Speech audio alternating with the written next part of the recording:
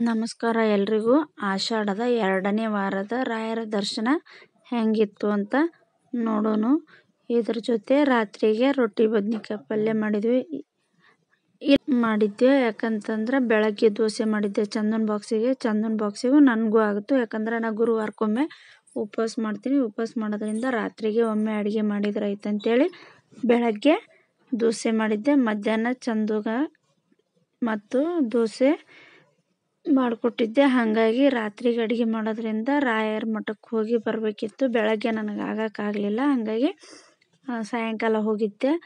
ಇನ್ನೇನು ಬದ್ನಿಕಾಯಿ ಪಲ್ಯನ ಹೆಂಗೆ ಮಾಡಬೇಕು ಅಂತ ಇದೊಂದು ವಿಡಿಯೋ ಶೇರ್ ಮಾಡತ್ತೀನಿ. ಎಣ್ಣೆಗೆ ಬಿಸಿ ಬದ್ನಿಕಾಯಿನ ನೀಟಾಗಿ ತೊಳೆದು ಅದ್ರೊಳಗೆ ಹುಳ ಇರ್ತಾವೆ, ಅದನ್ನು ನೀಟಾಗಿ ಕಟ್ ಮಾಡಿ ಸ್ವಲ್ಪ ದಪ್ಪನೇ ಕಟ್ ಮಾಡಿರಿ. ಯಾಕಂದ್ರೆ ಬದ್ನಿಕಾಯಿ ಎಷ್ಟು ದಪ್ಪ ಕಟ್ ಮಾಡ್ತಾರೆ ಅಷ್ಟು ಟೇಸ್ಟ್ ಹೆಚ್ಚುತ್ತಂತ ಹೇಳ್ಬೋದು. ಈಗ ಎಣ್ಣೆ ಕಾಯ್ದ ಮೇಲೆ ಜೀರಿಗೆ ಸಾಸಿವೆ ಹಾಕಿ ಈರುಳ್ಳಿ ಉದ್ದುದ್ದಾಗನೇ ಕಟ್ ಮಾಡಬೇಕು. ಅಂದ್ರೆ ಬದ್ನಿಕಾಯಿಗೆ ಚೆನ್ನಾಗಿ ಕಾಣಿಸುತ್ತೆ.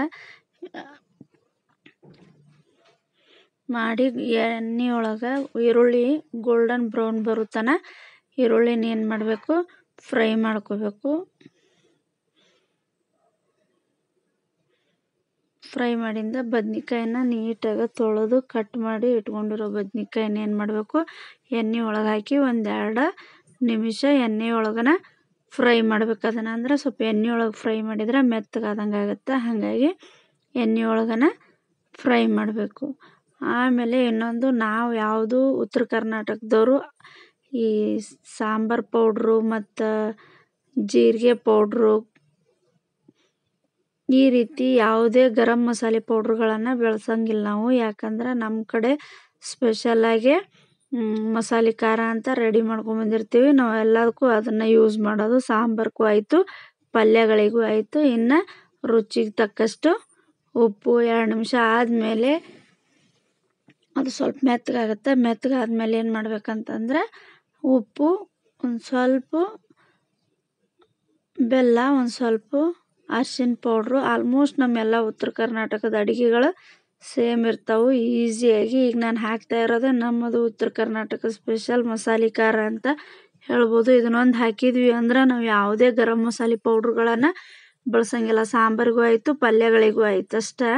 ಈಗ ನೀಟಾಗಿ ಅದು ಎಲ್ಲ ಕಡೆನೂ ಹೊಂದ್ಕೊಳ್ಳುವಂಗೆ ಅದನ್ನು ಕಲಿಸ್ಬೇಕು. ಕಲಸಿದ್ರೆ ಏನಾಗುತ್ತೆ, ಎಲ್ಲ ಉಪ್ಪು, ಖಾರ, ಹುಳಿ, ಸ್ವೀಟು ಎಲ್ಲನೂ ಬದ್ನಿಕಾಯಿಗೆ ಸೇರುತ್ತೆ.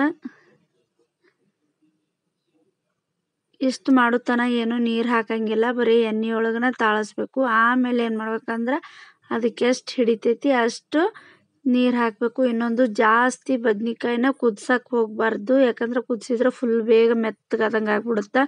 ಇನ್ನೊಂದು, ಇದು ರೊಟ್ಟಿಗೂ ಚೆನ್ನಾಗಿರುತ್ತೆ, ಅನ್ನಕ್ಕೂ ಚೆನ್ನಾಗಿರುತ್ತೆ ಮತ್ತು ಚಪಾತಿಗೂ ಚೆನ್ನಾಗಿರ್ತೈತಿ. ನಮ್ಮ ಉತ್ತರ ಕರ್ನಾಟಕ ಸ್ಪೆಷಲ್ ಒಂದು ಸಣ್ಣ ಫಂಕ್ಷನಿಂದ ಹಿಡಿದು ಮದುವೆ ತನೂ ಸ್ಪೆಷಲ್ ಒಳಗೆ ಪಲ್ಯ ಅಂತಂದ್ರೆ ಬದ್ನಿಕಾಯಿ ಪಲ್ಯನೇ ಅಂತ ಹೇಳ್ಬೋದು. ನೋಡ್ರಿ ಎಷ್ಟು ಚಂದ ರೆಡಿ ಆಗ್ಯದ. ಈಗ ಇದಕ್ಕೆ ಖಾರ ಪೌಡ್ರು ಮತ್ತು ಶೇಂಗಾ ಪೌಡ್ರು ಎರಡೂ ಹಾಕೋಬೋದು. ನಮ್ಮ ಮನೆ ಖಾರ ಪೌಡ್ರು ತಿಂದಿರೋದ್ರಿಂದ ನಾನು ಶೇಂಗಾ ಪೌಡ್ರು ಒಂದು ಹಾಕಾಯ್ತೀನಿ. ಶೇಂಗಾ ಪೌಡ್ರ್ ಹಾಕಿ ಟೊಮೆಟೊ ಹಾಕಿ ಗ್ಯಾಸ್ ಆಫ್ ಮಾಡಿಬಿಡ್ಬೇಕಷ್ಟೇ. ಯಾಕಂದರೆ ಟೊಮೆಟೊ ಹಾಕಿಂದೇನು ಅವಶ್ಯಕತೆ ಇರೋಂಗಿಲ್ಲ ಕುದಿಸ್ಬೇಕಂಥೇಳಿ.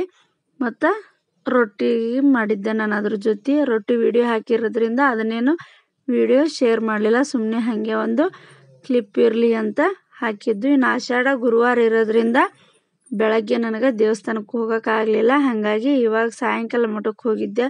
ಸಾಯಂಕಾಲನೂ ಇಷ್ಟು ಜನ ಇದ್ದು ಇಷ್ಟು ಚೆನ್ನಾಗಿ ಪೂಜೆ ಮಾಡ್ತಾರೆ ಅನ್ನೋದು ಅಷ್ಟು ಗೊತ್ತಿರಲಿಲ್ಲ. ಸುಮ್ಮನೆ ಒಂದು ಸ್ವಲ್ಪ ಪೂಜೆ ಮಾಡ್ತಾರೆ ಅನ್ನೋದಿತ್ತು.